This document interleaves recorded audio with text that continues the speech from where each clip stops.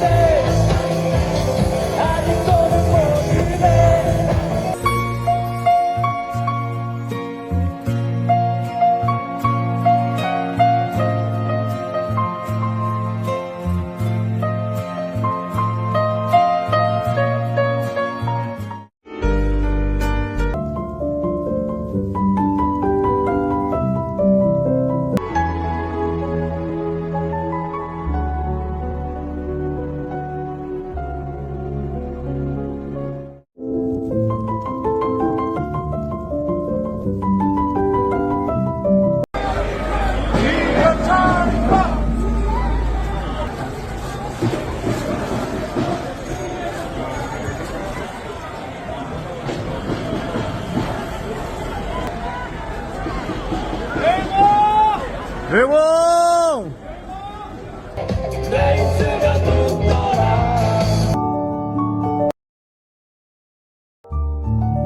이 뉴스 꼭 기억해 주십시오. 조선일보 보도인데요. 중국 자금이 대한민국을 지금 경제를 식민지화 시키고자 하죠. 한국 국채를 막 사들이고 있죠. 이런 국채 막 사들였다가 대한민국에 발행하는 채권을 중국이 사들였다가 동시에 중국이 팔아버리면 우리나라 주가 폭락하고 경제 폭망합니다.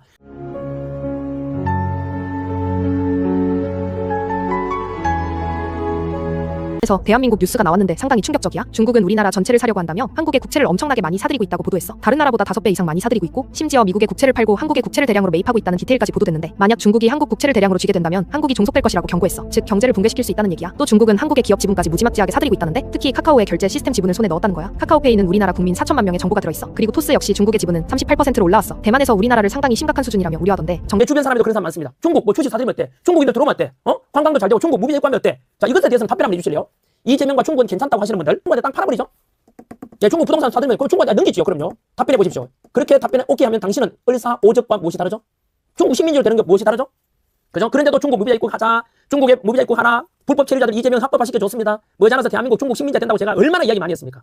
얼마나 이야기 경고 많이 했습니까? 현실화되고 있잖아요. 뉴스로 나오고 있잖아요. 아니, 인공 구조물을 설치했습니다. 우리나라 안에 중국 공산당의 근거지라고 알려지는 공산당이 23개가 각 대학 안에 있습니다. 서울대학 안에 시진핑에 대한 이야기, 찬양하는 이야기가 있습니다. 이런 속에서 우리나라 안보, 그리고 정치, 경제까지 다 경고 먹힐 거고, 우리나라 현재 뉴스의 댓글 속에 우마오당, 중국이 운영하는 댓글 부대 우마오당이 적게는 수백 명에서 많게는 4천만 명까지 동원돼서 우리나라 현재 뉴스에 보면 중국 찬양하도록 여론 조작하는 짓을 하고 있다라고 제가 보도해드리고 있습니다. 좋습니다. 대만은 부정선거를 막았지 않습니까? 그죠? 대만식 선거 알죠? 초등학교 반장 선거 하듯이 수작업으로 투표하고 수작업으로 개표하고 수작업으로 집계까지 다 하잖아요. 부정선거가 사라지면서 대만 내 친중 정치인들이 다 낙선했잖아요. 중국이 목표를 바꿨죠. 제가 우려했지 않습니까? 2027년 2년 뒤에 대만 쳐들어가겠다고 시진핑이 공언했지만 대만이 아니라 저는 사우스 코리아를 쳐들어올 수 있다고 제가 지난주에 이야기했잖아요. 전쟁 시나리오 말씀드렸죠? 중국 인민 해방군 230만입니다. 중국 해안가에 어선과 고람을 타고 동시에 수만 척이, 수백 수천 척이 아니고 수만 척이 우리나라 한밤중에 서해안으로 옵니다. 아무리 미사일 쏘고 해도 다 막아내지 못하죠. 그런 중국인이 우리나라 쳐들어오면 주한미군 2만 명 이상 있지만 여러분 어디로 쏴야 될까요? 우리나라 안에 있는 100만이 넘는 중국인들 있죠. 그 100만 명 넘는 중국인들은 과연 그 중국군에 맞서 싸우겠습니까? 아니면 중국과 한편이 되어서 대한민국 정부를 뒤엎고 대한민국을 중국화시키는 데 동조할까요?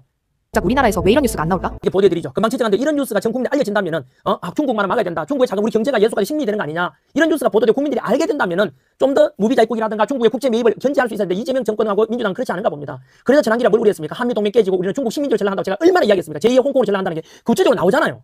지난기에 혐중 발언하는 게 아니고요. 현실입니다, 여러분. 이재명의 본류는 주사파가 아닙니다. 그럼 누구인가? 지금 그 한국의 악생 세력, 여러분이 생각하는 것도 심각합니다.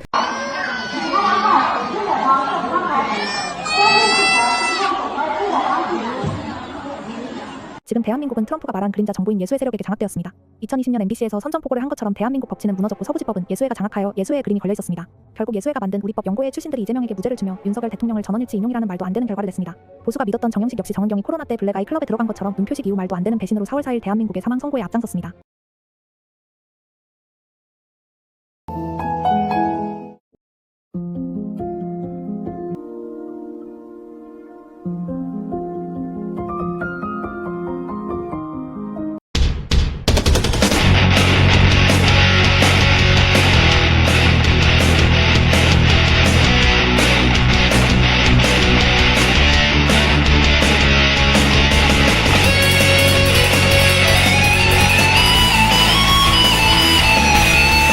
내가 보는 하늘은 대한민국 거울이고 내가 마시는 물은 대한민국의 흙이다.